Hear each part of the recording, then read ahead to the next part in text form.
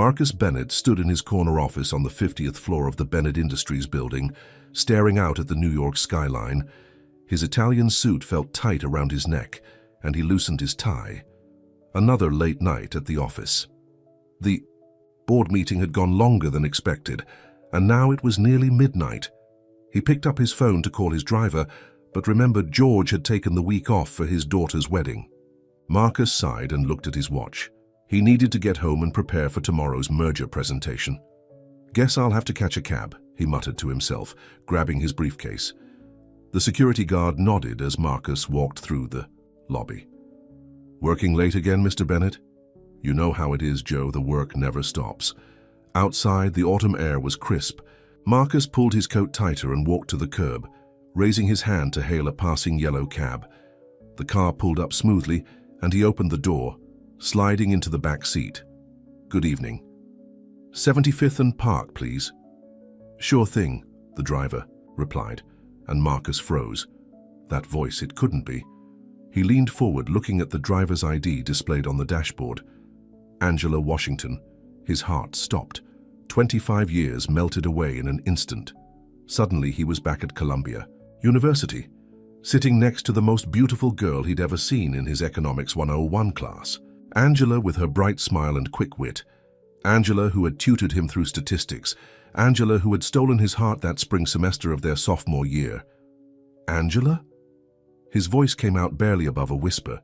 The cab swerved slightly before straightening. In the rearview mirror, he caught her eyes widening with recognition. Marcus Bennett. Well, I'll be damned. The years had been kind to her. Her hair was shorter now, styled in neat braids, and there were a few laugh lines around her eyes, but her smile was exactly as he remembered it. I can't believe it's you," Marcus said.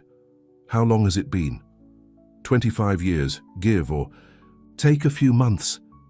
Angela turned smoothly onto Park Avenue. "Last time I saw you was graduation day, 1999. The memories came flooding back. Their secret relationship that had lasted almost 2 years. Study sessions that turned into long talks about their dreams. Stolen kisses in the library stacks. And then the painful end, when reality had crashed into their college romance. Angela, I've thought about you so many times over the years. What happened to you? Last I heard you were heading to law school." She laughed, but there was a touch of sadness in it. "Life had other plans, got pregnant my first year of law school. Michael came first, so I had to drop out. Been driving cabs ever since, it pays the bills." Marcus felt like someone had punched him in the gut. "You have a son?" "He's 24 now, just finished his master's in engineering." The pride in her voice was unmistakable. "Single mom, but we made it work." The cab stopped at a red light and Angela turned to look at him properly. "And look at you, CEO of Bennett Industries. I see your name in the business section all the time. Married? Divorced? 10 years now, no kids." He didn't mention how his marriage to Catherine had been more of a business merger than a romance, arranged by their families to combine 2 corporate empires. "The company keeps me busy. Still working too hard, I see. Some things never change." The old teasing tone in her voice made his heart skip a beat. How many times had she scolded him for studying too late, dragging him away from his books to get pizza at their favorite spot near campus? "Do you remember Tony's Pizza?" he asked suddenly. "On 116th Street. "Of course I do. Best slice in Morningside Heights. You used to order pepperoni and mushroom," they said together, and both laughed. The cab pulled up in front of his building, and Marcus found himself not wanting to get out. "Angela, would you like to get coffee sometime, catch up properly?" There was a long pause. In the mirror, he could see her wrestling with the decision. "I don't know, Marcus. That was a long time ago. We're different people now. Please, just coffee, as old friends." She pulled out a small notepad and wrote something down. "Here's my number, but I want you to think about something first. Remember why we ended things back then? Your family, my background, all those complications. They haven't gone away. If anything, the gap between our worlds is even bigger now."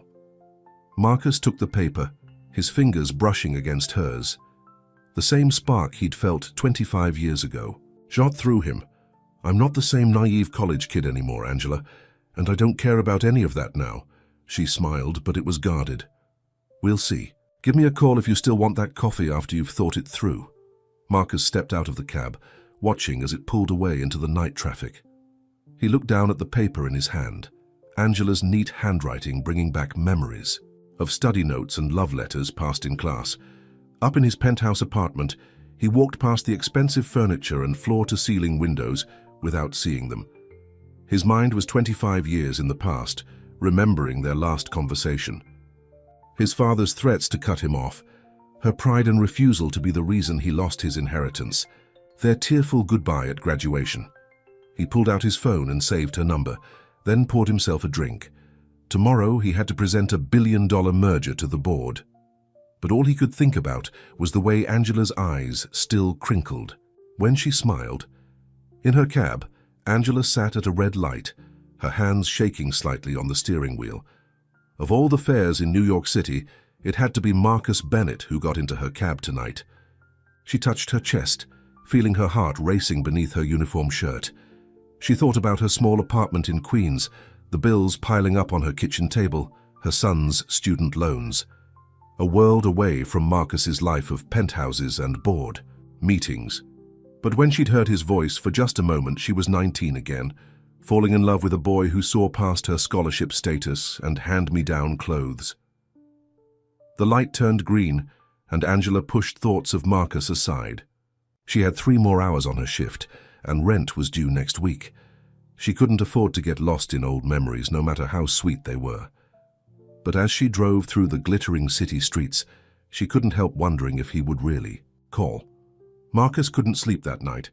He kept looking at Angela's number in his phone, remembering how it felt to see her again. When his alarm went off at 6, he'd barely closed his eyes. His sister Rebecca called while he was getting dressed. "Are you ready for the board meeting?" she asked. "Dad's going to be there." Marcus paused in the middle of tying his tie. "Dad's coming. He hasn't been to a board meeting in 5 years."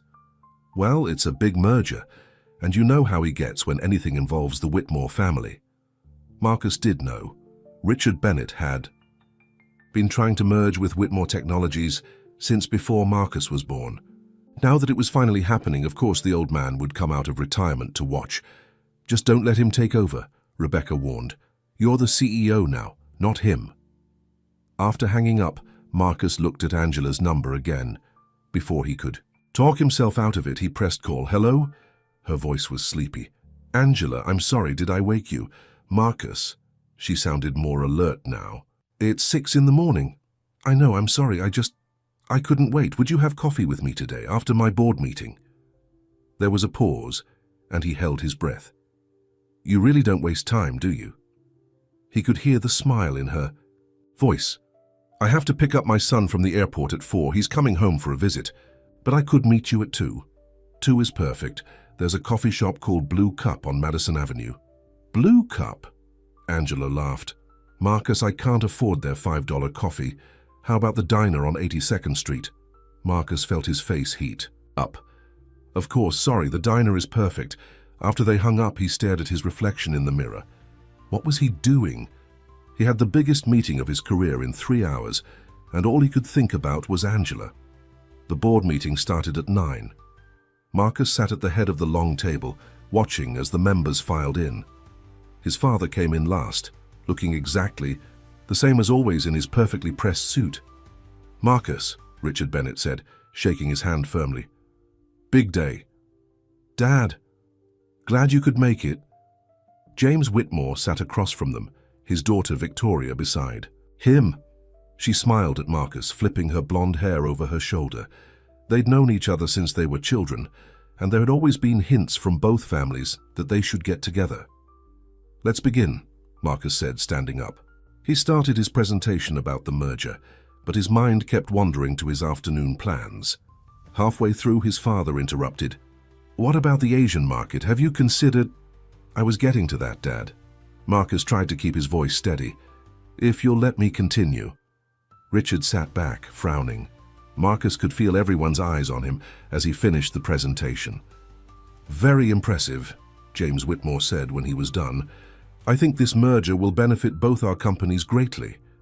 Victoria touched Marcus's arm as everyone was leaving. We should celebrate. How about dinner tonight? I can't tonight. I have plans, his father overheard. Plans? What could be more important than dinner with the Whitmores? It's personal, Dad. Richard's eyes narrowed. Just don't do anything to jeopardize this merger, son. We've waited too long for this. Marcus walked back to his office, loosening his tie. His assistant Janet rushed in with a stack of papers. The legal team needs these signed by 5, and Mrs. Whitmore called to confirm the charity gala next week. Also, your mother wants to know if you're coming to Sunday dinner. Janet, clear my schedule after 1 today.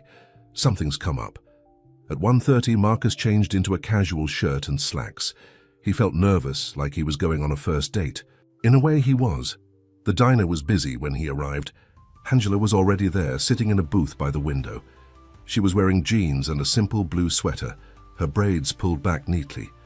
She looked more beautiful than any of the society women he usually spent time with. "You came," she said. As he sat down, "Of course I came." He wanted to reach across the table and take her hand, but he held back. "You look wonderful. And you look tired. Rough meeting?" "My father showed up. He has a way of making me feel like I'm still 16 and disappointing him." Angela nodded. "Some things really don't change. Remember when he caught us at that party junior year? How could I forget? He gave me a lecture about appropriate relationships and family responsibilities that lasted 3 hours. The waitress came and they ordered coffee. Angela stirred cream into hers just like she used to in college. "Tell me about your son," Marcus said. Her face lit up. "Michael is amazing. He worked so hard to get through school. Full scholarship to MIT just like I had to Columbia. He's been in California for his master's program, but he got a job offer back here in New York. That's why he's coming home today." "So you did it all on your own?" His father wasn't in the picture. "Left when he found out I was pregnant." She shrugged. "But we managed. I worked 2 jobs while Michael was little. The cab company lets me set my own hours, which helped when he was in school." Marcus felt a wave of admiration and regret. While he'd been building his fortune and living in luxury, she'd been raising a child alone and working multiple jobs. "I should have looked for you," he said quietly. "After graduation. I've regretted letting you go every day since then." Angela's eyes softened. "Marcus." His phone buzzed. A message from his father. "Emergency board meeting called for 4 p.m. Whitmore raising concerns." "Damn it," he muttered. "Work calling?" "Yes. I'm sorry, I have to go." He hesitated. "Angela, have dinner with me tomorrow night, please." She bit her lip. "I don't know. Michael just got home and bring him. I'd love to meet him. You want to have dinner with a cab driver and her son? What would your father say?" Marcus reached across the table and took her hand. Her skin was warm against his. "I don't care what my father says. Not anymore. I lost you once because I cared too much about what other people thought. I'm not making that mistake again." Angela looked at their joined hands. "Okay," she said finally. "Dinner tomorrow. But somewhere normal. Not one of your fancy restaurants. I know just the place." He smiled. "Do you remember that little Italian restaurant in the village where we had our first date? Bella Luna, it's still there." "Still there." 7 o'clock. She squeezed his hand. 7 o'clock. As Marcus hurried back to his office, his phone buzzed again. This time it was Victoria Whitmore. "Marcus, we need to talk. This merger is very important to both our families. Maybe we should discuss how to make it even more permanent." He ignored the message. Let his father and the Whitmores worry about their precious merger. For the first time in 25 years, Marcus felt truly alive again. In her cab that afternoon, Angela picked up a fare heading to JFK. As she drove, she thought about Marcus, about the way he'd looked at her across the diner table. She thought about their plans for tomorrow night. "You're crazy," she told her reflection in the rearview mirror. "He lives in a different world." But her heart wasn't listening to reason. It was too busy remembering how right his hand had felt holding hers, just like it had 25 years ago. Angela waited at the airport arrival gate, checking her watch nervously. Michael's flight from San Francisco had landed 20 minutes ago. She smoothed down her shirt, wishing she'd had time to change after her shift. Finally, she saw him coming through the crowd. At 6'2", Michael towered over her now, but his smile was still the same one she'd loved since he was a baby. Mom, he wrapped her in a big hug. You look tired. Are you working too hard again? Look who's talking, Mr. Master's degree. She touched his face. You've lost weight, haven't you been eating? Graduate school diet, Mom, ramen noodles and coffee. As they walked to her cab, Michael told her about his new job at a tech startup in Manhattan. The salary's amazing, Mom. First thing I'm doing is paying off those student loans. You'll do no such thing. Those are my loans. Our loans, he corrected, and I'm paying them. Also, you're retiring from the cab company. No arguments. Angela thought about her coffee with Marcus earlier. Actually, something happened today. I ran into someone from my past. Oh? Michael loaded his bags into the trunk. Who? Marcus Bennett. Michael stopped what he was doing. Marcus Bennett, the CEO of Bennett Industries, that Marcus Bennett. We dated in college, Angela said quietly, for almost 2 years. Wait, what? Michael stared at her. You dated a billionaire? He wasn't a billionaire then. Just a boy I tutored in statistics who turned out to be something special. She hesitated. He wants us to have dinner with him tomorrow night. Us? Mom, what's going on? Nothing's going on, it's just dinner. At the Italian restaurant where we had our first date. Michael's eyes narrowed. You remember where you had your first date? Before Angela could answer, her phone buzzed. A text from Marcus. Looking forward to tomorrow night. Been thinking about you all day. Michael caught her smile as she read it. Mom, be careful. Rich guys like that. They don't usually have good intentions when it comes to women like us. Women like us? You know what I mean. Working class. And black. Angela's smile faded. Marcus isn't like that. He never was. Then, why didn't it work out the first time? She didn't answer. How could she explain to her son the pain and complexity of that time? The pressure from Marcus's family, the whispers and stares on campus, her own pride that wouldn't let her be the reason he lost everything. Meanwhile, across town, Marcus sat in his second board meeting of the day. Victoria Whitmore was presenting a counter-proposal to the merger terms. Furthermore, she said, looking directly at Marcus, we believe a more personal union between our families would strengthen this business relationship. Marcus felt his father's eyes on him. He knew what they wanted, a marriage of convenience to seal the corporate alliance. 6 months ago, he might have considered it. Now, with Angela back in his life, the idea made him feel sick. The terms as they stand are fair, he said firmly. We don't need to complicate things with personal matters. Don't be hasty, son, Richard Bennett cut in. Victoria's suggestion has merit. I said no, Dad. The room went quiet. Marcus Bennett never said no to his father. After the meeting, Richard followed Marcus to his office. What's gotten into you? The Whitmores are offering everything we've worked for. Maybe I want more than just what you've worked for. More? You're the CEO of a Fortune 500 company. What more could you want? Marcus thought of Angela's smile in the diner.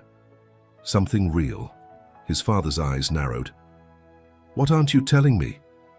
I have dinner plans tomorrow night. Cancel them. We're having dinner with the Whitmores. No, we're not. Marcus stood up. I'm having dinner with Angela Washington and her son. Richard's face went pale. Angela Washington, that scholarship girl from college, the one I was in love with, the one you threatened to destroy if I didn't end things. I did what was best for this family, for your future. No, you did what was best for the company. There's a difference. Marcus walked to the door. I'm leaving early. I have some shopping to do before tomorrow night. At home that evening, Angela helped Michael unpack. Her small apartment felt crowded with his bags, but her heart was full having him home. Tell me more about this Marcus Bennett, he said, sorting his laundry. What really happened between you two? Angela sat on his bed picking up an old photo from his nightstand. It showed them at his high school graduation, both beaming with pride. We met sophomore year at Columbia. I was there on full scholarship, working 2 jobs to cover expenses. He was this handsome rich boy who was failing statistics. She smiled at the memory. I tutored him. We fell in love, and for almost 2 years nothing else mattered. Not our different backgrounds, not his family's disapproval. Nothing. What changed? His father found out how serious we were. threatened to cut Marcus off completely. Not just money. He would have lost his whole future, everything he'd worked for. She put the photo down. I couldn't let him give up his dreams for me, so I ended it. Michael sat beside her. And now? Now I'm a 50-year-old cab driver with graying hair and bills to pay. And he's still in love with you? Michael suggested gently. Angela thought about how Marcus had looked at her in the diner, how his hand had felt holding hers. It's complicated. Life's complicated, Mom, but maybe that's not always a bad thing. Her phone buzzed again. Another text from Marcus. Found something today that made me think of you. A first edition of Pride and Prejudice. Remember how you used to read it between classes? Angela smiled, tears in her eyes. He remembered. After all these years, he remembered her favorite book. Mom? Michael was watching her face. Just promise me you'll be careful with your heart, okay? I will. She hugged him tight. When did you get so wise? I had a good teacher. Later that night, Angela lay in bed, unable to sleep. Tomorrow she would have dinner with Marcus Bennett, the boy she'd loved, now a powerful man, the boy she'd given up to protect, now seemingly ready to risk everything to be with her again. You're not 19 anymore, she told herself. You can't just fall back in love like nothing's changed. But as she drifted off to sleep, she wondered if maybe her heart had never really fallen out of love in the first place. The next evening, Angela stood in front of her mirror, trying on her third outfit. Michael sat on her bed, watching with amusement. Mom, you look fine, it's just dinner. She smoothed down the simple black dress she'd bought on sale last year. Maybe I should wear pants instead. The dress is perfect. Michael checked his watch. We should go or we'll be late. They took the subway to the village. Angela had refused to let Marcus send a car, despite his offers. As they walked the familiar streets to Bella Luna, her stomach was filled with butterflies. Marcus was already there waiting outside the restaurant. He'd changed from his business suit into casual clothes, dark jeans and a blue sweater, that made him look more like the college boy she remembered. Angela. His face lit up when he saw her. Then he turned to Michael, extending his hand. You must be Michael. I'm Marcus. Sir. Michael's handshake was firm, his expression guarded. Inside, the restaurant looked exactly as Angela remembered. The same red checkered tablecloths, the same Italian music playing softly, even some of the same waiters. Mario's still here, Marcus said, nodding to the old waiter who'd served them on their first date. I made sure we got his section. Mario recognized them immediately. Madonna, Santa, Angela, and Marcus after all these years? He hugged them both. And who is this handsome young man? My son, Michael, Angela said proudly. Your son. Mamma mia. I feel old now. The usual. Table? As they followed Mario to the corner booth, Angela noticed Michael watching everything carefully. She knew that look. He was trying to figure out Marcus's intentions. So, Michael, Marcus said after they ordered, your mother tells me you just finished your master's at MIT. Impressive. Mom worked 3 jobs to get me through school. That's what's impressive. Marcus's face softened. She always was the hardest worker I knew, used to tutor half our class, while holding down 2 jobs and maintaining a 4.0 GPA. You remember my GPA? I remember everything about you, Angela. The way he looked at her made her heart skip. Michael cleared his throat. Mr. Bennett, please call me Marcus. Marcus, what exactly are your intentions with my mother? Michael, Angela gasped, but Marcus held up his hand. No, it's a fair question. He turned to Michael. 25 years ago, I made the biggest mistake of my life letting your mother go. I've regretted it every day since. My intentions. He looked at Angela, to make up for lost time if she'll let me.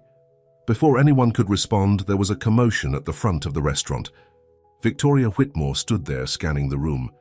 When she spotted their table, her perfectly made-up face twisted into a sneer. So this is why you've been acting so strange, she said, walking over. Running around with some cab driver? Marcus stood up. Victoria, you need to leave. Does Daddy know about this? What about the merger? The merger is a business deal, nothing more. My personal life is not up for discussion. Victoria's laugh was cruel. Personal life? Please, she's clearly after. Your money. I mean, look at her, look at this place. Michael started to stand, but Angela grabbed his arm. "She's not worth it, baby." "You're right. I'm not worth it." Victoria smirked. "But neither are you, honey, not for someone like Marcus." She turned to him. "When you're done slumming it, call me. You know where to find me." After she stormed out, the restaurant was silent. Then Mario appeared with a bottle of wine. "On the house," he said firmly. "Some people, they never learn class, no matter how expensive their clothes." Marcus sat back down, his face red with anger. "Angela, Michael, I'm so sorry. Is that what your world is like?" Michael asked quietly. "People like her?" "Some of them. But I don't care about that world anymore." Marcus reached for Angela's hand. "I care about this. About us." Angela looked at their joined hands. "Marcus, maybe Victoria's right. Our worlds are too different." "No." His voice was fierce. "Don't let her do this. Don't let anyone come between us again." Michael watched them carefully. Finally, he spoke. "Mom always said you were different from other rich guys, that you saw people for who they were, not what they had. Your mother sees the best in everyone," Marcus said. "It's one of the things I love about her." The word love hung in the air between them. Angela felt tears in her eyes. "I thought I was protecting you back then," she whispered. "From losing everything. You were everything." Marcus squeezed her hand. "I was just too young and stupid to fight for what mattered." Mario appeared with their food, breaking the tension. As they ate, the conversation shifted to lighter topics. Marcus told stories about Angela in college that had Michael laughing. Angela talked about Michael's childhood science experiments that had nearly blown up their kitchen. By dessert, even Michael had relaxed. When Marcus mentioned his company was looking for engineering talent for their tech division, Michael's eyes lit up. "Actually," Marcus said, "we're launching a new project next month. Green energy solutions could use someone with fresh ideas." "Marcus," Angela warned, "don't. It's just a job interview, Angela. He'd have to earn the position like anyone else." Michael sat up straighter. "I'd like that chance, if Mom's okay with it." Angela looked between them, her brilliant son and the man she'd never stopped loving, both looking at her with hope in their eyes. "We'll talk about it," she said finally. After dinner, they walked through the village. The streets were busy with Saturday night crowds, but Angela felt like they were in their own bubble. Michael walked ahead, giving them some privacy. "I meant what I said." "In there," Marcus told her softly, "about making up for lost time." "Marcus, your life is so complicated. The merger, your family, people like Victoria. None of that matters." He stopped walking, turning to face her. "What matters is how I feel when I'm with you, like no time has passed, like I'm finally where I belong."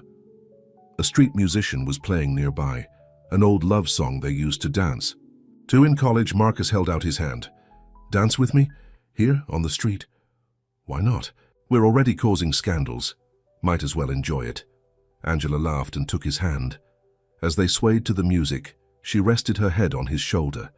He still smelled the same, that mix of cologne and something uniquely Marcus. "I've missed you," she whispered. "Every day." He pulled back slightly, looking into her eyes. Then slowly he leaned in and kissed her. It was soft and sweet and felt like coming home. Michael's voice broke the moment. "Mom, it's getting late, and you have an early shift tomorrow." They pulled apart, but Marcus kept hold of her hand. "Let me drive you home." "We'll take the subway," she said firmly, "but call me tomorrow. Try and stop me." As Angela and Michael walked to the subway station, she could feel her son watching her. "You're still in love with him," he said. It wasn't a question. "Maybe I am." She linked her arm through his. "Is that crazy?" "Probably." Michael smiled. "But maybe crazy is exactly what you need." Back at their apartment, Angela found a package waiting at their door. Inside was a first edition of Pride and Prejudice, with a note in Marcus's handwriting. "Some love stories are worth waiting for." She hugged the book to her chest, remembering their kiss on the street. Tomorrow there would be complications to face. His world, her world, all the obstacles that had torn them apart before. But tonight, she just let herself feel happy. The Sunday morning headlines hit like a bomb. Bennett Industries CEO in secret romance with cab driver. Someone had taken pictures of Marcus and Angela's kiss on the street. They were splashed across every gossip site and business paper in the city. Marcus's phone wouldn't stop ringing. His sister Rebecca was the first to get through. "Have you lost your mind?" she demanded. "Dad is having a meltdown. The Whitmores are threatening to pull out of the merger. What were you thinking?" "I was thinking that for once in my life I want to be happy." "Happy? Marcus, this is bigger than your happiness. This is about our family's legacy." He hung up and called Angela. It went straight to voicemail. Across town, Angela sat in her small kitchen, staring at her phone. 27 missed calls from reporters. Her supervisor at the cab company had already called to suggest she take a few days off until things calmed down. Michael came out of his room, holding his laptop. "Mom, you need to see this. The online comments were vicious. Gold digger, trophy girlfriend, trying to trap a billionaire. Some were even worse, filled with racial slurs that made Angela's stomach turn. I can't do this to him," she whispered. "His whole life is falling apart because of me." "No." Michael's voice was firm. "His life is falling apart because people are racist and classist. Don't you dare blame yourself." Her phone buzzed again. "Marcus, Angela, please pick up. We need to talk." She texted back. "Need some time. Please understand." At Bennett Industries, the board called an emergency Sunday meeting. Marcus sat at the head of the table, tie perfectly straight, face carefully blank as the members argued around him. "The stock is already dropping," one director said. "We need to get ahead of this." "Issue a statement," another suggested. "Say it was just a friendly dinner." Victoria Whitmore stood up.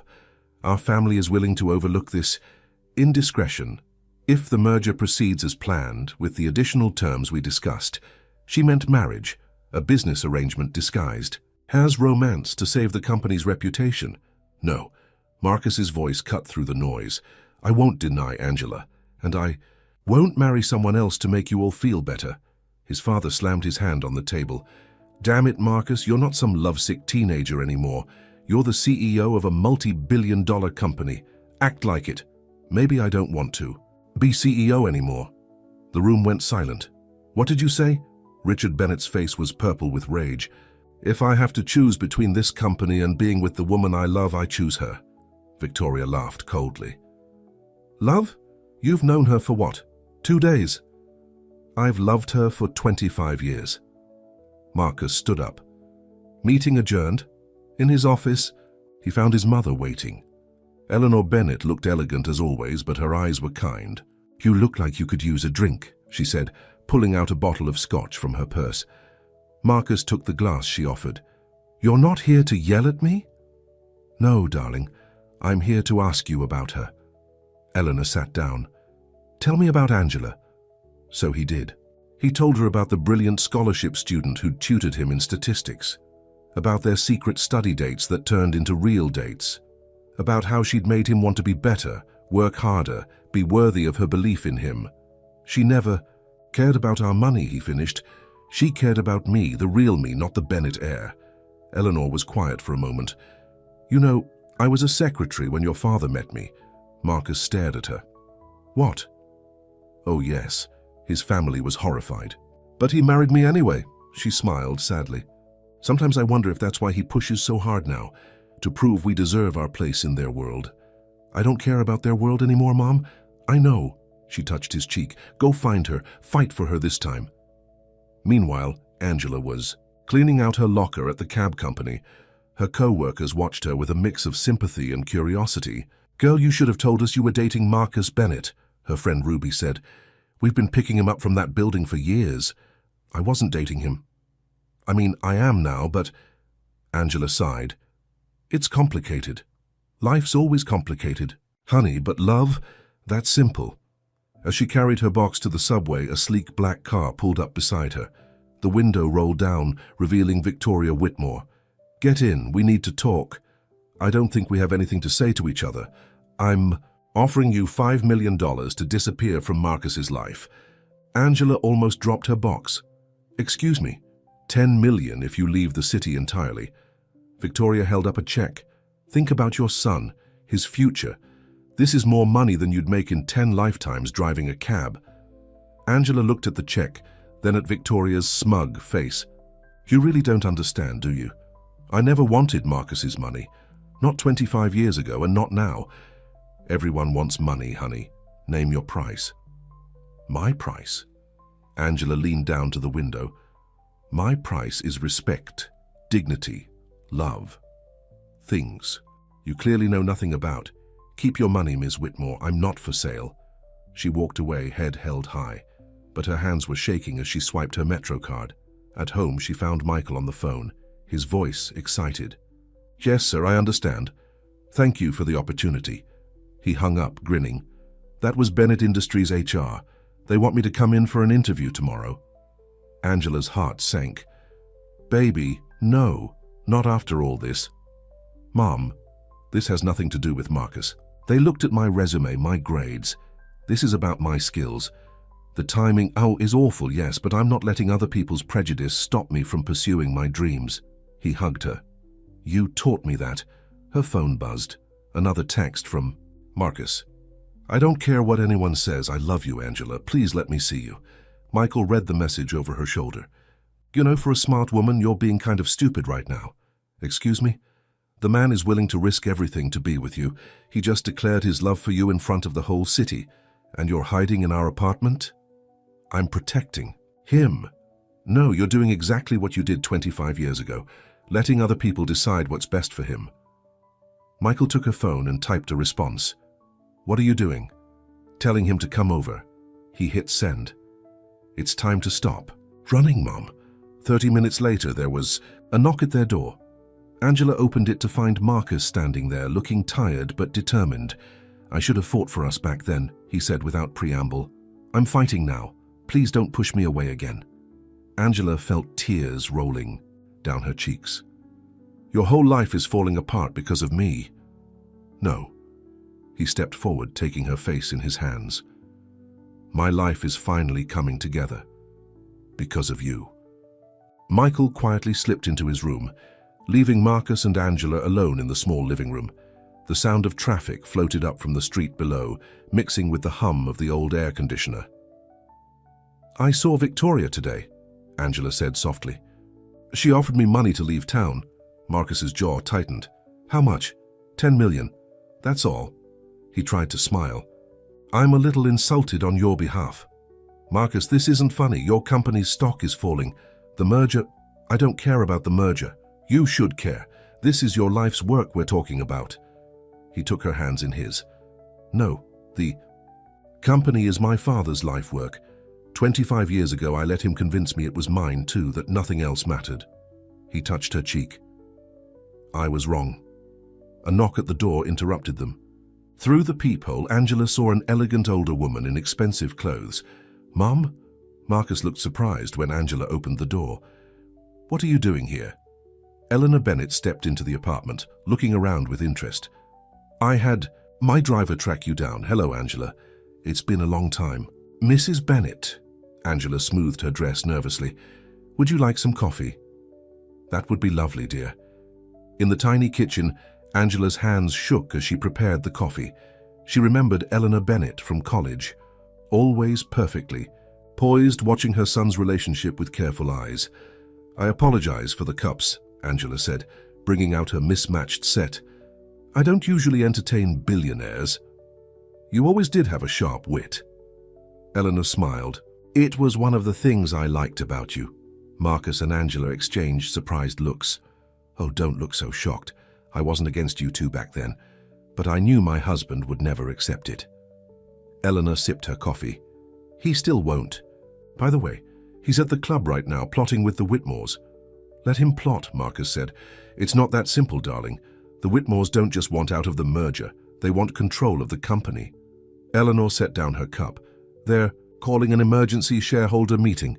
They're going to try to force you out as CEO. They can't do that, Angela protested. Can they? With enough support from other shareholders, yes. Eleanor looked at her son. Your father is furious enough to help them. Michael came out of his room, drawn by the voices.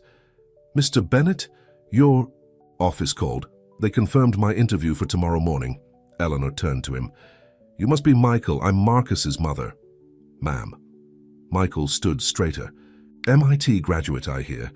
Very impressive. She turned back to Marcus. The green energy project? Marcus nodded. He's perfect for it. I agree. Eleanor stood up.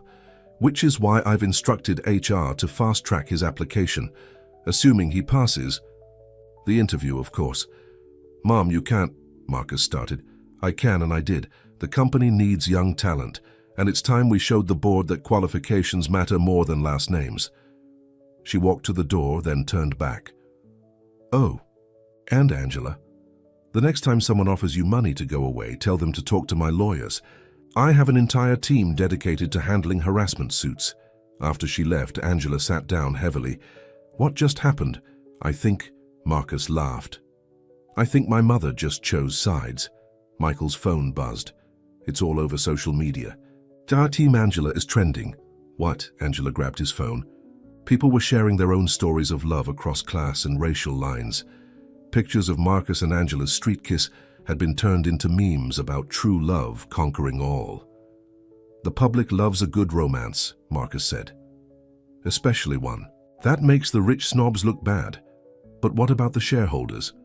Actually, Michael was scrolling through his phone. A lot of small shareholders are posting that they support Marcus. They're saying the company needs modern leadership that understands diversity and inclusion. Marcus's phone rang. It was Rebecca. Turn on the business news, she said without preamble. They found an old TV in the kitchen. A financial analyst was speaking. The Bennett-Whitmore merger was always controversial. Many experts felt it would create an unhealthy monopoly. If it falls through because of this romance, Marcus Bennett might accidentally end up saving his company from a bad deal. They're spinning it, Rebecca said. Mom's PR team is amazing. They're painting you as a modern CEO, breaking down old barriers, the kind of leader companies need in today's world. Angela felt overwhelmed. This is crazy. Yesterday I was just a cab driver. You were never just anything, Marcus said softly. Michael cleared his throat. I should go prepare for my interview tomorrow. Wait. Angela grabbed his arm. Are you sure about this? Working for Bennett Industries with all this going on? Mom, my whole life you've taught me not to let other people's prejudice stop me. Were you lying? Of course not. Then let me prove I can succeed on my own merits. He hugged her. Besides, someone needs to help Marcus drag his company into the modern age. After Michael went to his room, Marcus pulled Angela close. I know this is all happening fast. Are you okay? Honestly, I'm terrified. She looked up at him. I'm not used to being in the spotlight, to people judging everything I do. I know. But you're not alone this time. He kissed her forehead. We'll face it together. Her phone buzzed. A message from Ruby at the cab company. Girl, reporters offering money for interviews about you. Told them all to get lost. Nobody messes with our Angela. Tears filled her eyes. I never wanted any of this to cause so much trouble. You're not causing trouble. You're causing change. Marcus wiped her tears away. Remember what you used to tell me in college? That love is the most revolutionary act of all. You remember that? I remember everything about us. He smiled. Including how you used to fall asleep reading Pride and Prejudice between classes. Elizabeth and Mr. Darcy. Angela laughed softly. Different worlds, different classes. And love won in the end. Marcus touched her cheek. Stay with me, Angela. Let me show you that we can win too. Outside, camera flashes lit up the street as photographers camped out, hoping for a shot of the couple. In his room, Michael practiced his interview answers while reading about Bennett Industries' green energy plans. And somewhere across town, Richard Bennett and James Whitmore plotted their next move. But in Angela's small living room, none of that mattered. She looked at Marcus, this man who had held her heart for 25 years, who was willing to risk everything to be with her again. Okay, she whispered. Okay, what? Okay. I'll stop trying to protect you. Stop trying to run away. She touched his face. I love you, Marcus Bennett. I never stopped. He pulled her close, kissing her deeply. When they finally broke apart, both were smiling. You know this won't be easy, she said. Nothing worth having ever is. He took her hand. But we're stronger together, and this time I'm not letting you go. Outside, the city hummed with gossip about the billionaire and the cab driver, but inside that small apartment, two hearts that had been separated for 25 years finally beat as one again. The next morning, Michael adjusted his tie in the lobby mirror of Bennett Industries. The building was intimidating, all glass and steel stretching into the sky. Security had to escort him through the crowd of reporters outside. Michael Washington? A young HR representative approached him. Right this way. As they walked to the elevator, he noticed people staring and whispering. Everyone knew who he was now, the son of the woman who had captured Marcus Bennett's heart. The interview panel consisted of 3 senior engineers and the head of the Green Energy Division. They grilled him for 2 hours about his thesis work, his programming skills and his ideas for sustainable technology. Very impressive, Mr. Washington, the division head said finally. When can you start? Michael blinked. Just like that? Just like that. Your credentials are exactly what we're looking for, the man smiled. Though I should warn you, some people will say you only got this job because of your mother's relationship with Mr. Bennett. Let them talk, Michael said firmly. My work will speak for itself. Meanwhile, Marcus sat in his office reviewing the shareholder meeting agenda. His secretary Janet rushed in. Sir, your father is here with Mr. Whitmore and Victoria. Before Marcus could respond, they burst into the office. Victoria was wearing a tight red dress that probably cost more than Angela's monthly rent. This has gone on long enough, Richard Bennett announced. We have a solution that will save everyone's reputation. I'm not interested in your solutions. James. Whitmore stepped forward. Hear us out. The merger goes through as planned. You and Victoria have a tasteful wedding at the plaza. Nothing too flashy given the circumstances. We issue a statement that your involvement with the cab driver was a brief infatuation, now over. And Angela? Marcus's voice was dangerous. She'll be well compensated, Victoria said smoothly. We've already drawn up a very generous settlement offer. Marcus stood up slowly. Get out. Son, be reasonable, Richard pleaded. I said get out, all of you. Marcus's shout brought Janet running. And if anyone tries to buy off Angela again, I'll personally make sure every newspaper in the country knows about it. After they left, Marcus called his mother. They're getting desperate, Eleanor said, which means they're dangerous. How many shares does your father still control? About 15%. The Whitmores have 20. They'd need another 16 to have a majority. I've been making calls. Most of the old guard are with them, but the younger shareholders support you. It's going to be close. Marcus loosened his tie. I can't lose the company, Mom, not just for me, but for all our employees. People like Michael who deserve a chance. Then fight for it, but do it your way, not theirs. Across town, Angela was meeting Ruby for lunch at their usual diner. Her friend slid into the booth with an armful of magazines.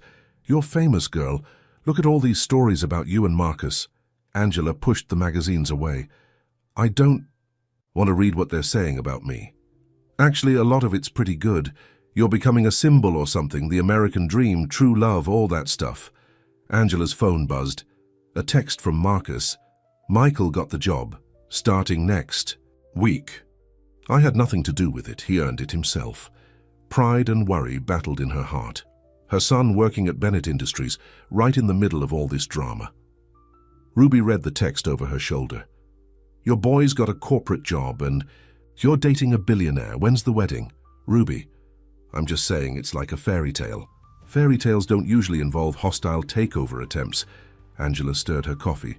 Sometimes I miss my simple life. Just driving my cab, coming home to Michael, no cameras following me around. Honey, nothing worth having comes easy. Ruby patted her hand. Now what are you wearing to this charity gala thing tonight? Angela choked on her coffee. What gala? It's all over the news. Big charity event at the Met. Marcus Bennett's first public appearance since the scandal broke. Ruby pulled out her phone. He's taking you, right? He hasn't mentioned it. Right on cue, her phone rang. Marcus, I should have asked you earlier, he said without preamble. Will you be my date to the Children's Hospital Gala tonight? It's a big fundraiser, lots of press, but also our chance to show everyone that we're not hiding. Angela's heart raced. I don't have anything to wear to something like that. Already taken care of. My mother's sending over some options. She says you're about the same size she was at your age. Marcus, please, Angela, let me do this. Let us show the world that we're proud to be together." After she hung up, Ruby was grinning. "Girl, you're going to the ball." 2 hours later, Angela stood in her bedroom, surrounded by designer dresses. Eleanor Bennett's personal stylist fussed with her hair while a makeup artist worked on her face. "Mrs. Bennett said the blue one," the stylist said, holding up a stunning midnight blue gown. "It brings out your eyes." Michael leaned against the doorframe, watching the transformation. "You look beautiful, Mum. I feel like an imposter. You're not." He straightened his own tie. He was attending, too, as a new Bennett Industries employee. "You're exactly where you're meant to be." The gala was being held in the Metropolitan Museum of Art. As their car pulled up, Angela saw the wall of photographers. "Ready?" Marcus squeezed her hand. "No, but let's do it anyway." They stepped out into a storm of camera flashes. Angela felt Marcus's arm steady around her waist as reporters shouted, "Questions. Mr. Bennett, is this a serious relationship?" "Angela, how does it feel to be dating a billionaire? What about the merger?" Marcus guided her past them all, Michael following close behind. Inside, the Met's Grand Hall was filled with New York's elite in designer gowns and tuxedos. The whispers started immediately. Angela could feel the stares, hear the murmured comments.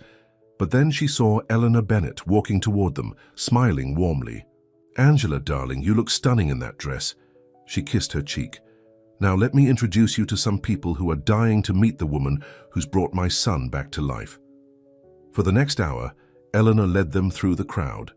To Angela's surprise, many people were genuinely friendly. Young entrepreneurs praised Marcus for challenging the old guard. Society ladies who remembered Eleanor's own humble beginnings welcomed Angela warmly. But then Victoria Whitmore arrived, wearing a dress that probably cost more than Angela's yearly salary. "Well, well," she said loudly, "I see the circus has come to town." The room went quiet. Angela felt Marcus tense beside her. "Actually," Eleanor's voice cut through the silence, "we were just discussing Angela's work with the Literacy Foundation. Did you know she volunteers teaching reading to underprivileged children? Such important work, don't you think?" Victoria's face reddened as several prominent donors turned to Angela with interest. Charity work was their language, and suddenly, Angela was speaking it. "It's nothing special," Angela said modestly. "Just trying to give back the way others helped me when I was a scholarship student." More people gathered around, asking questions about her volunteer work. Victoria stormed off, clearly furious that her attempt to embarrass Angela had backfired. Later, as they danced, Marcus pulled Angela close. "You're amazing, you know that." "Your mother's amazing. She's been protecting me all night. She likes you. Says you remind her of herself back when she was fighting her way into this world." Angela looked around the glittering room. "I'm never going to fully belong here." "Good." Marcus kissed her softly. "That's exactly why I love you." As they swayed to the music, Angela caught sight of Michael chatting with some young executives, completely in his element. Her son, finding his place in this new world. Maybe, she thought, she could find her place too, not by becoming someone else, but by being exactly who she was. A woman strong enough to love across all boundaries, brave enough to face down prejudice, and determined enough to fight for her happy ending. The cameras flashed, capturing the moment. Tomorrow it would be in all the papers, the billionaire and the cab driver dancing at the Met. But right now, in Marcus's arms, Angela felt like the only woman in the world. The morning after the gala, Angela woke up to her phone ringing. It was Marcus, his voice tense. "Turn on the news now." She fumbled for the remote, clicking on the small TV in her kitchen. Her heart stopped when she saw the headlines scrolling across the screen. Bennett Industries scandal. Anonymous source claims CEO Marcus Bennett involved in insider trading. What? Angela sat down hard. "Marcus, that's not true." "Of course it's not. But the timing isn't a coincidence." He sounded exhausted. "The shareholder meeting is tomorrow. They're trying to destroy my reputation before the vote." Michael came out of his room, already dressed for his first day at Bennett Industries. Mom, what's wrong? She pointed to the TV.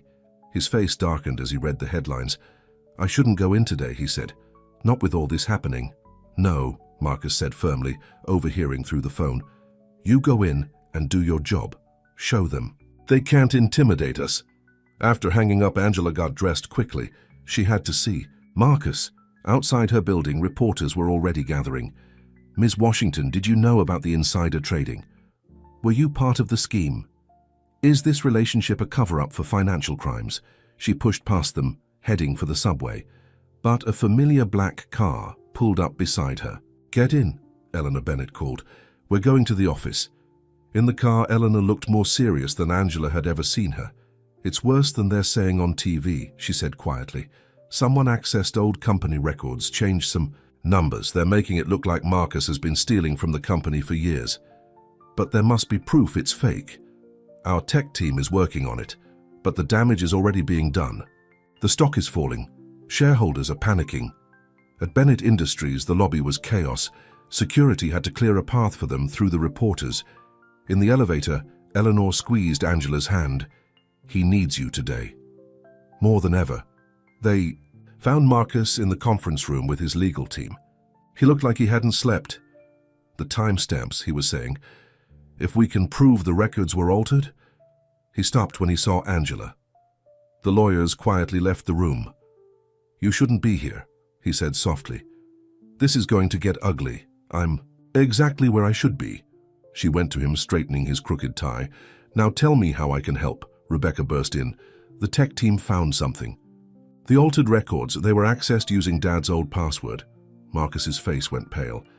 Dad, he wouldn't... Mr. Bennett? Janet appeared at the door. Your father is here, with the police. Richard Bennett walked in, flanked by two detectives. His face was a mask of sorrow. I'm sorry, son, but when I discovered what you'd done, I had to report it. You bastard, Marcus whispered. You're framing me. Officers, Richard said sadly, I have proof that my son has been embezzling funds for years. I tried to handle it privately, but with these new revelations... Mr. Bennett, one detective stepped forward. We need you to come with us. Angela grabbed Marcus's arm. You can't arrest him. This is all fake. Ma'am, the detective said kindly, please don't interfere. Eleanor's voice cut through the tension. Before anyone goes anywhere, I suggest you look at this. She held up a USB drive. Security footage from last night, showing exactly who accessed those records and when. Richard's face changed. You're bluffing. Am I? Eleanor's smile was cold. I had cameras installed in the server room years ago, after that unfortunate incident with the Johnson merger. Remember that, Richard? When files mysteriously disappeared, the detectives looked at each other. Plus, Rebecca added, our tech team just confirmed the records were altered. We have the digital fingerprints to prove it. Richard Bennett turned to run, but security was already there. Officers, Eleanor said calmly, I believe you're arresting the wrong Mr. Bennett. As the detectives led Richard away, Marcus sank into a chair. My own father. He tried to send me to prison. Angela knelt beside him. He failed. You're going. To be okay. The shareholder meeting is still tomorrow, he rubbed his face. Even with Dad arrested, the Whitmores might have enough votes. Then we fight, Eleanor said firmly. I'm calling every shareholder I know. Rebecca, start reaching out to the media. We need to get the truth out there. Michael appeared in the doorway. Sorry to interrupt, but you need to see this. He held up his phone. Social media was exploding with Trust Can Save Marcus Bennett hashtags. Young investors were pledging to buy stock, supporting the CEO who chose love over corporate politics. The company's younger employees were sharing stories of Marcus's leadership, his support for diversity and innovation. The people are with you, Michael said. Now we just need the shareholders to listen. Victoria Whitmore chose that moment to sashay into the room. Well, what a mess, but don't worry, our offer still stands. Marry me, Marcus, and all this goes away. Angela had had enough. She stood up facing Victoria. You really don't get it, do you? Look around. Your whole world is changing. The days of backroom deals and arranged marriages are over. Marcus is building something new here, a company that cares about more than just money and status. How dare you lecture me, you insignificant— She's right, Marcus interrupted, standing up. The world is changing, Victoria, and tomorrow, at the shareholder meeting, we're going to prove it. After Victoria stormed out, Eleanor turned to Angela. That was quite a speech. I meant every word. I know you did, dear. Eleanor smiled. Which is exactly why you should be the one to give it again tomorrow, in front of the shareholders. Me? Angela's eyes widened. But I'm not— You're the heart of this story, Marcus said softly. The reason I want to change this company, make it better. Will you speak for us? Angela looked around the room. At Marcus, who had risked everything for love. At Eleanor, who had risen from secretary to society queen. At Michael, representing a new generation ready to break down old barriers. Yes, she said. I'll speak, and they're going to listen. That night, after the lawyers and PR teams finally left, Marcus and Angela stood at his office window looking out at the city lights. No matter what happens tomorrow, he said, I want you to know something. Choosing you. Choosing love. It's the best decision I ever made. Angela leaned against him. We're going to win tomorrow. How can you be so sure? Because love is stronger than hate. Truth is stronger than lies. She smiled up at him. And our story is stronger than their prejudice. Outside the building, reporters were still camped out, waiting for the next development in the scandal. But up in that quiet office, Marcus and Angela held each other, drawing strength for the battle ahead. Tomorrow would decide everything, the company's future, their future. But tonight, they had each other. And sometimes, love really is enough. The morning of the shareholder meeting dawned bright and clear. Angela stood in front of her mirror, wearing a borrowed suit from Eleanor Bennett. Her hands shook as she tried to fasten her necklace. Let me help, Michael said, coming up behind her. He clasped the necklace, the same simple silver chain she'd worn for 20 years. You're going to be great, Mom. I'm going to throw up. No, you're not. He turned her to face him. You're Angela Washington. You raised me alone, worked 3 jobs to put me through school, and never let anyone tell you what you couldn't do. Those shareholders, they're just people, and you're going to make them listen. A knock at the door revealed Marcus and Eleanor, both looking sharp in their business attire. Ready? Marcus asked, taking her hand. No, but let's do it anyway. The Bennett Industries conference center was packed. Shareholders had flown in from around the world for this vote. Camera crews lined the walls, broadcasting live. James Whitmore was already at the podium when they arrived, painting a dire picture of the company's future. The recent scandals have shaken investor confidence, he was saying. We need stable, traditional leadership to restore trust. My daughter Victoria. Eleanor leaned close to Angela. He's been talking for 20 minutes about traditional values. The young shareholders looked ready to revolt. She was right. Angela could see the divide in the room. Older shareholders in conservative suits nodding along with Whitmore, younger ones checking their phones and rolling their eyes. Victoria took the podium next, wearing a cream-colored suit that probably cost more than Angela's car. Change is dangerous, she declared.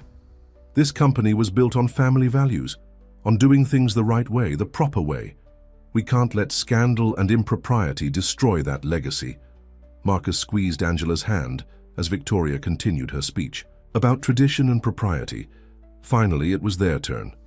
Before the vote, Marcus said, standing up, I'd like someone to speak on my behalf, someone who represents not just where this company has been, but where it could go.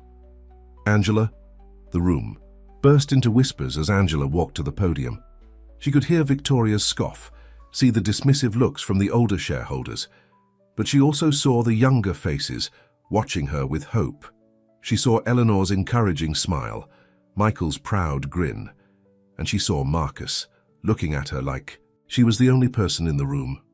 My name is Angela Washington, she began. Until last week, I was a cab driver. Before that, I was a waitress, a cleaning lady, a night shift worker at a convenience store. I did whatever it took to give my son a better life. She paused, looking around the room. Some of you probably think I don't belong here. That I'm not. Good enough for your world, your company, or Marcus Bennett. And 25 years ago, I believed that too. I let other people's prejudice and fear tear me away from the man I loved. The room was silent now, everyone leaning forward. But here's what I've learned since then. Love doesn't care about bank accounts or social status. Real leadership isn't about maintaining the status quo. It's about having the courage to change it. And success? True success isn't just about profits. It's about making the world better for everyone, not just the privileged few. She turned to face the older shareholders directly. You're afraid of change. I understand that. But look around. This room. Look at your children, your grandchildren. They're ready for a new kind of business leader. Someone who measures wealth not just in dollars, but in human dignity. Someone who sees talent and potential in places you never thought to look. Angela gestured to her son. My son Michael graduated top of his class from MIT. Now he's bringing his brilliant mind to your green energy division. But 25 years ago, people like us weren't welcome in your boardrooms. We didn't fit your idea of what success looked like. She took a deep breath. Marcus Bennett is trying to change that. Not just by loving me, but by believing that this company can be more than it is. That profit and purpose can go hand in hand. That diversity isn't just a buzzword. It's the key to innovation and growth. Victoria stood up, interrupting. This is ridiculous. She's not even a shareholder. She has no right. Actually, Eleanor Bennett's voice rang out, she is a shareholder as of this morning. Everyone turned to Eleanor, who smiled serenely. I transferred 1 million shares to Angela's name. A wedding gift, you might say. The room erupted. Angela stared at Eleanor in shock. Mom, Marcus whispered, we're not even engaged. Details. Eleanor waved her hand. Continue, dear. Angela turned back to the podium, her heart racing. I am a shareholder now. And as a shareholder, I'm asking you to look to the future, not the past. To choose innovation over tradition, courage over fear, love over prejudice. She looked at Marcus. 25 years ago, I walked away from love because I was afraid. Afraid of what people would think. Afraid I wasn't good enough. I won't make that mistake again. And neither should this company. The room was silent for a moment. Then, from the back, someone started clapping. More people joined in, until the applause was thunderous. Young shareholders stood up, cheering. Angela saw tears in some of the older women's eyes. Even a few of the conservative board members were nodding thoughtfully. James Whitmore grabbed the microphone. This is all very touching, but we're here to vote on the future of Bennett Industries. Sentiment won't save this company. No, Marcus said, standing beside Angela, but courage will. Vision will. Love will. He turned to address the room. My father tried to frame me because he was afraid of change. The Whitmores want to take over because they're afraid of the future. But I'm not afraid anymore, he took Angela's hand. This woman taught me that love is worth fighting for. That doing the right thing matters more than doing the expected thing. And that true wealth isn't about money. It's about having the courage to follow your heart. Eleanor stood up. I call for the vote. Security handed out electronic voting devices. The next 5 minutes were the longest of Angela's life. Finally, the results appeared on the big screen. Marcus Bennett, 52%. Whitmore Coalition, 48%. The room erupted again. Victoria stormed out, her father following. Young shareholders rushed forward to congratulate Marcus, but he only had eyes for Angela. We did it, he whispered, pulling her close. No, she smiled. You did it, by being brave enough to choose love. Eleanor appeared beside them, dabbing her eyes. Well done, both of you. Though I do hope you'll make me look prophetic about that. Wedding gifts soon, Marcus laughed. Mom, we've only been back together for a week. 25 years and a week, Angela corrected softly. He looked at her, his eyes full of love. Marry me. What? Marry me. Not for the shareholders, not for the company. Just because I love you, and I never want to waste another day without you. Angela looked around the crowded room, at the cameras filming everything, at the shareholders watching with interest, at her son grinning from ear to ear. It wasn't the most private or romantic proposal, but then, nothing about. Their love story had been conventional. Yes, she said simply, The room broke into cheers again. Eleanor was already on her phone, presumably calling wedding planners. Michael hugged them both, but Marcus and Angela barely noticed any of it. They were lost in each other's eyes, making up for 25 years of lost time with a single kiss. Love had won. Not just their personal love story, but love's power to change hearts, change companies, change the world. And somewhere in the crowd, watching with tears in her eyes, a young intern from a working-class family saw her own future possibilities expanding. Because sometimes fairy tales do come true. Sometimes love really does conquer all. 6 months later, Angela stood in the bridal suite of the Plaza Hotel, looking at herself in the mirror. Her wedding dress was simple but elegant, Eleanor's gift, though Angela had insisted on choosing the style herself. "You look beautiful," Ruby said, adjusting the veil, "like a real princess." "I don't want to be a princess." Angela smoothed the white silk. "I just want to be me." The door opened and Michael came in, handsome in his tuxedo. "Ready, Mum? Everyone's waiting." Instead of the huge society wedding Victoria Whitmore had once planned for Marcus, they'd chosen something smaller, more intimate. Just family and close friends, though the press was camped outside, eager for photos of what they were calling the love story of the year. "How's Marcus?" Angela asked. "Nervous." Michael grinned. "He's checked his tie about 50 times. The past 6 months had been a whirlwind. Richard Bennett had taken a plea deal admitting to his crimes. He was serving his sentence at a minimum security prison, where he refused to see any of his family. The Whitmores had sold their shares and moved their business overseas. Last Angela heard, Victoria was dating a prince in Monaco. But the real changes had happened at Bennett Industries. Under Marcus's leadership, the company had launched major initiatives in green energy and urban development. Michael's team was revolutionizing sustainable technology. The stock price had never been higher. "Ms. Washington?" Janet peeked in. "It's time." "Actually," Ruby said with a smile, "in about 10 minutes, it won't be Ms. Washington anymore." Angela took one last look in the mirror. The woman who looked back at her wasn't just a cab driver anymore, but she wasn't quite a society woman either. She was something new, something uniquely herself. The ceremony was being held in the Plaza's Grand Ballroom. As Angela walked down the aisle on Michael's arm, she saw all the people who had become part of her story. Eleanor, dabbing her eyes with a silk handkerchief. Rebecca, who had become like a sister. Her friends from the cab company, looking slightly uncomfortable in their formal wear but beaming with pride. And Marcus, standing at the altar, looking at her like she was the only person in the world. "Who gives this woman to be married?" the minister asked. Michael's voice was strong and clear. "I do." As Angela took her place beside Marcus, he whispered, "You're beautiful." "You've checked your tie too many times," she whispered back. He laughed softly, and just like that, her nerves melted away. The minister spoke about love that transcends boundaries, about courage and second chances. But Angela barely heard him. She was lost in Marcus's eyes, thinking about their journey, from study sessions in the Columbia Library to secret dates at Bella Luna, from tearful goodbyes at graduation to that fateful cab ride 25 years later. Every moment had led them here. "The rings, please." Michael stepped forward, holding the simple gold bands they'd chosen together. "I, Marcus Bennett, take you. Angela Washington." His voice cracked slightly as he slipped the ring on her finger. Angela had to blink back tears as she did the same. "By the power vested in me, I now pronounce you husband and wife." Their kiss was sweet and tender, full of promise. The room erupted in cheers. At the reception, Eleanor clinked her glass for attention. When Marcus first brought Angela home in college, she said, "I knew she was special.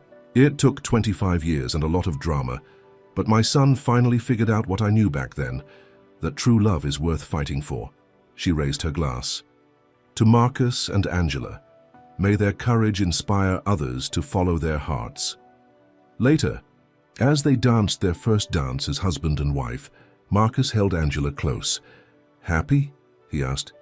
"Perfect." She looked around the room. "Though I still can't believe all this is real sometimes." "Which part? The fancy wedding?" The society life? No. She touched his face. The fact that we got our second chance. That love. Won. Across the room, Michael was dancing with a young engineer from his team, both of them laughing. Eleanor was deep in conversation with Ruby, probably planning some charity event. Two worlds, once so separate, now beautifully merged. You. Know what this means? Marcus said suddenly. What? You can't drive a cab anymore. The wife of a CEO. Angela put her finger to his lips. Actually, I'm keeping my cab license. Maybe not to drive full time, but it reminds me of who I am, where I came from. He kissed her finger. I love who you are. I love every part of your story. Our story, she corrected. As they danced, photographers captured the moment through the windows. Tomorrow, their picture would be in every paper again. The billionaire and the cab driver, living their fairy tale. But the real story wasn't in those photos. The real story was in the way Marcus held her like she was precious, in the pride on Michael's face as he watched them dance. In the tears of joy in Eleanor's eyes, the real story was about love that refuses to be bounded by class or color or time, about second chances and happily ever afters that come to those brave enough to fight for them. Later that night, as their car took them to the airport for their honeymoon, Angela leaned against Marcus's shoulder. 25 years, she mused. Was it worth the wait? He kissed her softly. Every second. Though let's not wait that long for anything else. She laughed. Deal. Outside, the city lights twinkled like stars. The same lights Angela had seen countless times through her cab window, driving the streets of New York. But tonight, they seemed to shine just for them, celebrating a love that had finally found its way home. I love you, Mrs. Bennet, Marcus whispered. Angela smiled. The name was new, but the feeling, the deep, unshakable certainty that she was exactly where she belonged, was 25 years in the making. I love you too, she said. Always have, always will. And as their car drove into the night, Angela knew that while their fairy tale wedding was ending, their real story, the story of two hearts beating as one, of love conquering all obstacles, was just beginning. Some said it was like a movie, the billionaire falling in love with the cab driver. But Angela knew it was better than any movie. It was real, messy and complicated and beautiful and real, just like love itself.